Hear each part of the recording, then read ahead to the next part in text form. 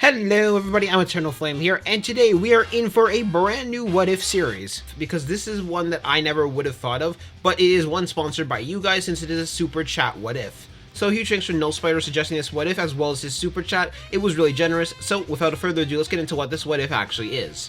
What if Megumi had replaced Yuta?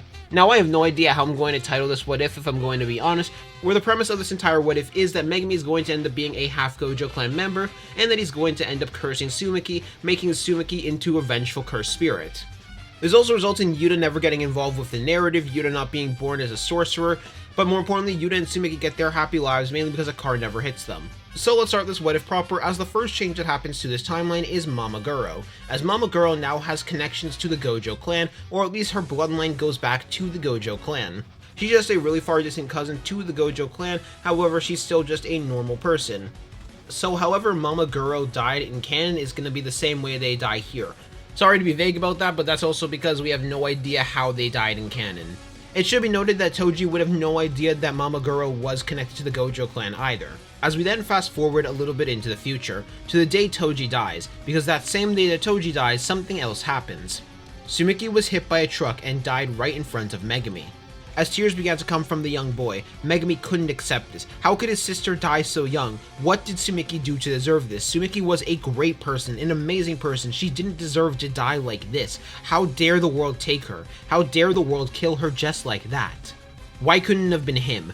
Why couldn't it be someone like Megumi who deserved to die much more than Tsumiki did? Those questions were rattling around in Megumi's head. He wanted his sister back. He wanted Tsumiki to come back to life. He didn't want Tsumiki to die. And in that moment, Megumi changed fate. Megumi had turned Tsumiki into a vengeful curse. As Megumi picked up a necklace that fell close to him, this was a necklace that Tsumiki was wearing. Before Megumi heard a voice that sounded familiar but at the same time not. It sounded disturbed, distorted, and for some reason it also sounded like Tsumiki, as Megumi heard it call his name. 1 year later, after this fateful day, someone would have arrived to Megumi's doorsteps, someone that he wasn't expecting. Megumi at this point had kinda gotten used to living his normal life.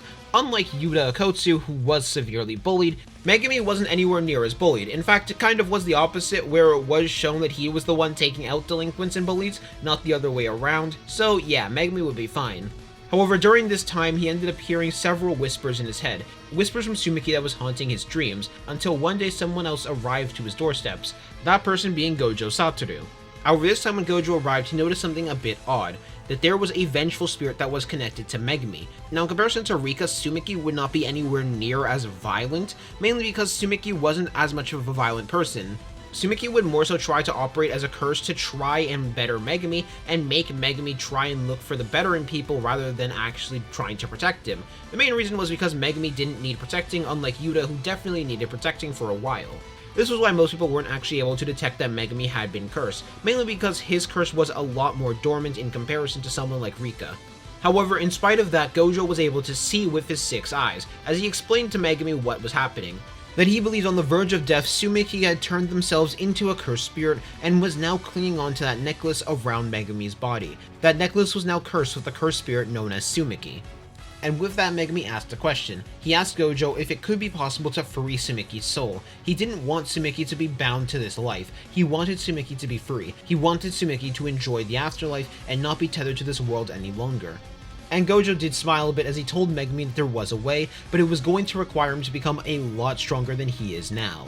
And Megumi was more than fine with it. He was going to do anything in order to get powerful, in order to make sure that Tsumiki would be free.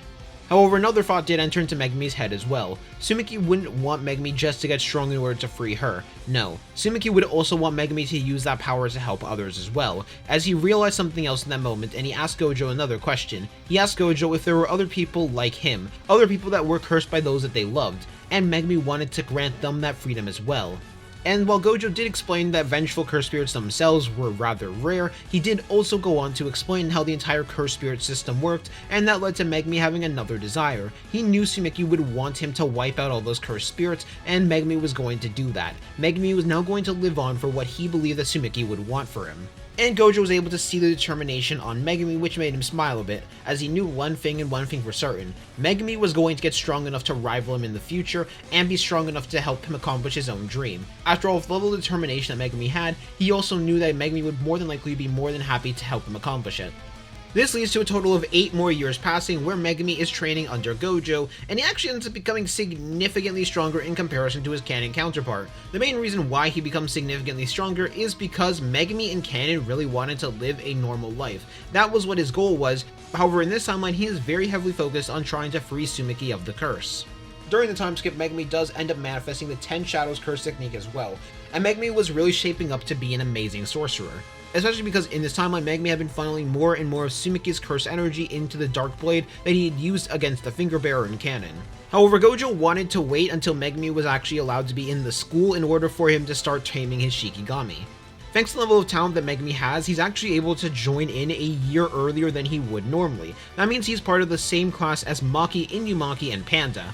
However, while he is part of that class, in this current point in time, he is actually the second strongest Tokyo High student, with only one student being stronger than him, that being Hikari Kinji. But Megumi right now is also nothing to scoff at, as right now he would be around the same level as his Shibuya counterpart, with all of the same Shikigami tamed as well. Which, keep in mind, that is absolutely insane because this is a 14-year-old just entering into Jujutsu High Megumi. However, the reason why he didn't get much stronger is because over the 8 years, he didn't really face that many life or death battles. He was mainly just training with Gojo. However, now that was going to change, as Megumi entered Jujutsu High with a large amount of determination to free his sister of the curse. However, while Megumi was that strong, in terms of technique and versatility, he actually had pushed his technique to the limit. This was mainly because of the fact that Megumi felt so much more determination in comparison to his normal self. He already figured out how to use his shadows to store objects by this point.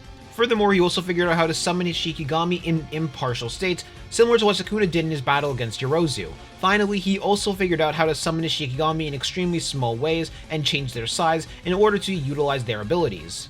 This Megumi now was a complete monster. However, he was suddenly sent out on a mission in order to handle a grade 1 curse. This was a mission he was sent on alone as well, as no one else could really handle that type of curse. Well, Hikari could, but he was already sent out on another mission ahead of time. However, this was not an ordinary grade 1 curse. No, this was one sent out by Geto Suguru, as Megumi had gained his attention, not just because of the fact that Megumi had a vengeful spirit that he wanted to take, believing that would give him a pretty good chance at beating Gojo, but also because of something else, being the fact that Megumi was the son of Toji Fushiguro. While he didn't have any hate towards Megumi for being the son of Toji, after all Megumi was born a sorcerer, which meant that all hate towards him would be gone, he still had to admit that he was surprised that someone like Toji could create someone like this. The area that Megumi entered into was an abandoned shopping mall, abandoned due to the presence of several cursed spirits, including one incredibly powerful grade 1 that was now present. Megumi's mission and instruction was quite simple, to execute all of the cursed spirits that were currently present here. As Megumi started by cutting up several smaller cursed spirits, but he was able to pretty quickly realize while his Shikigami was getting to work that these cursed spirits were not the real deal. There was still the grade 1 cursed spirit that was present that he had no idea where it was. However, suddenly that question was answered as a humanoid cursed spirit appeared behind Megumi and punched him in the back, sending him flying through a wall.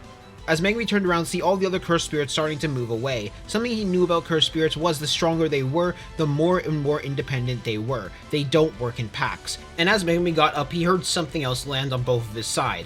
2 more grade 1 cursed spirits.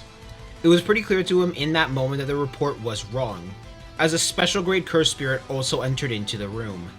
This cursed spirit seemed to be made of stone. While Megumi did know that it was pretty likely that all 4 of these cursed spirits were going to have cursed techniques, but he was pretty certain that this special grade had a curse technique that revolved around rock manipulation.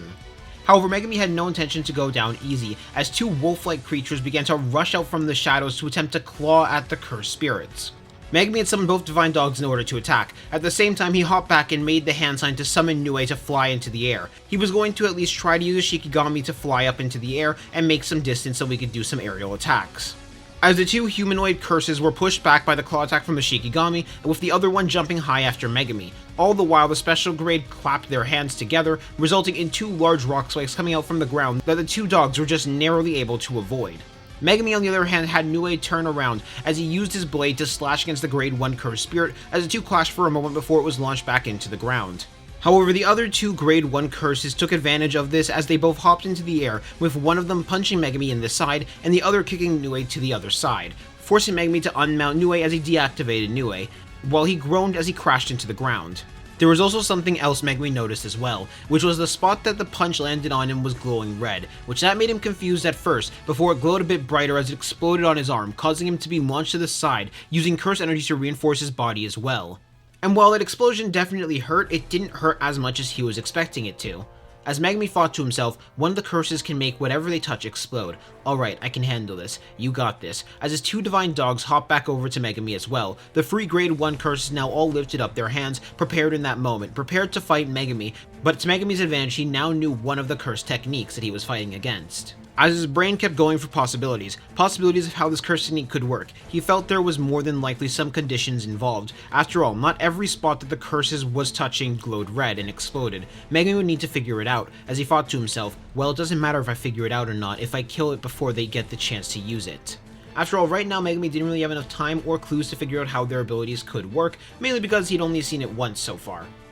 Megumi was thinking about the fact that this was all really weird. After all, curses don't work with each other like this, not strong ones. As he looked over to the special grade, an advantage of this Megumi was he was even more determined to take out cursed spirits in comparison to his normal self. He really wanted to find a way to end them all permanently, so he had been able to figure out about the fact that curses got stronger with Gojo's existence. That all curses as a whole got stronger mainly because of how powerful Gojo was, so he had to wonder, was this curse's method of getting stronger forcing other curses to work alongside it? But then a second, more terrifying thought entered into Megumi's head, as he thought to himself, is this curse trying to get other curses stronger and have strong allies of curses on their side? Of course, Megumi had no idea this was a curse user's doing, but this was now a theory of his, that curses might end up uniting to protect weaker curses and give them a chance to get stronger. Maybe this idea didn't leak out yet to other curses. He had no idea how curses communicated with each other. Either way, he didn't care. No matter what, they needed to be wiped out here and now. So Megumi went for the offense, deactivating both dogs for a minute before rushing towards one of the curses, as he hopped over that curse making a hand sign mid-air, as his shadow had covered that curse. As out from that shadow, one of Megumi's Shikigami manifested directly under the grade 1 curse, that being Orochi, as Orochi rose out lifting the curse high into the air and chomping right through them. As two of the other grade 1s, including the one with the explosive fist, hopped up towards Megumi. Megumi was able to recognize which one was which, so he made another hand sign, which was to summon Max Elephant while lifting up his blade to clash with one of the cursed spirits. He dropped Max Elephant right onto the other grade 1, slamming it hard into the ground and crushing it. The grade 1 was still alive, just barely though, mainly because of the height that the elephant was dropped from. However, before Max Elephant could put more of its weight into it, a large rock pillar moved to get Max Elephant off of the grade 1 curse, as the grade 1 got up preparing itself. Meanwhile in the air, Megumi and the other grade 1 entered into a barrage of blade and fist clashes. However, even with this, Megumi had the advantage, as he landed cut after cut on the curse, with the cursed spirit choosing to jump back and clap its hands together. This ended up making Megumi even more confused before suddenly he felt several cuts land on his body. Each of these cuts were the same spots that he had landed a cut on the cursed spirit. And this hurt Megumi a lot. After all, he didn't have access to reverse curse technique, and he had to deal with all of these cuts now on his body. This was much more than he had asked for. But the battle wasn't done yet, as the other grade 1 curse rushed behind Megumi's back and punched him into the ground, making his back glow red before it exploded to launch him deeper in. And as Megumi was about to try and get up, about to try and continue the fight, a rock pillar slammed down into his body, slamming him deeper into the ground and making a massive crater where Megumi was. As Megumi began to think that this couldn't be where it ended, he refused to let himself die here, but at the same time, what choice did he have? Well, he did have one final option. One option to make sure these curses were taken down with him, as he slowly lifted up his hands, preparing to summon Maharaga, until two hands stopped him, as a vengeful cursed spirit manifested behind Megumi, the cursed spirit of Tsumiki. As he heard a voice telling him not to throw away his life like this. After all, Megumi still had so much to live for. And it was a familiar voice. After all, this voice was the one of Tsumiki, and it was also telling him to let her handle it from here. As Megumi felt his wounds begin to heal while he passed out from exhaustion. Megumi then woke up back in Jujutsu High at the infirmary, as he had heard what had happened. Tsumiki had been able to wipe out all of the curses with relative ease. However, unlike someone like Rika, there wasn't really much of the building that was destroyed, mainly because Tsumiki still retained her relatively reserved nature and didn't really destroy that much of the stuff. She had just gotten straight to the point and wiped out all of the cursed spirits. However, this ended up with a new determination spawning in Megumi. He didn't want to have to rely on Tsumiki, mainly because of the fact that he didn't really like using Tsumiki for that. He wanted to free Tsumiki, he didn't want to force Tsumiki to have to fight. However, something else does happen a couple weeks later after Megumi had fully finished recovering. Someone had approached Megumi in order to attempt to talk to him, that person being Geto Suguru. Megumi was very much aware of who Geto was and he was preparing to fight him, but Geto told him that he just wanted to talk to him. Geto had also picked a day where Gojo was supposed to be busy on mission, mainly because he didn't want someone else to interfere. Which that busyness may or may not have been caused through Geto directly just summoning some cursed spirits that Gojo needed to take out. As this led into Geto trying to recruit Megumi, as he told Megumi about the fact that he wanted to make a world without curses just like Megumi did, and his plan of doing it was the most optimal and best way to do it, which was to wipe out every single sorcerer on the planet. Due to sorcerers not leaking out cursed energy like humans do, sorcerers don't make cursed spirits, however humans do. Every single human on Earth is going to continue to make cursed spirits so long as they stay alive, so the best way to handle this would be by eliminating them all now. And he also knew he needed Tsumiki's power, but he didn't exactly want to kill Megumi in this as well, mainly because Megumi not just had access to Tsumiki, but also had access to the 10 Shadows as well, so he really wanted to try recruiting him. However, Megumi was able to immediately tell him no.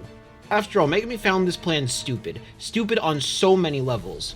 Not just on an emotional front, mainly because he didn't want people to die since Tsumiki was originally a normal person, so he didn't want people like Tsumiki to die, but also because just Geto's plan was dumb on a logical front, mainly because while yes, eliminating humans would end up causing cursed spirits to stop spawning, as a result of that you would have to deal with the side effects of all the massive spikes of negative emotions that we're going to cause by wiping out every single human.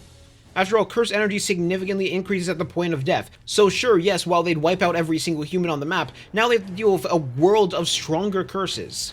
Furthermore, he also explains that even if they do succeed in winning this war, even if they do succeed in wiping out all of the cursed spirits that are going to come as a result of humanity dying, what is going to happen with the world? The world itself is not made to be sustained off what, a couple 10,000 people at best, because let's just assume that there are at best 10,000 sorcerers or something like that.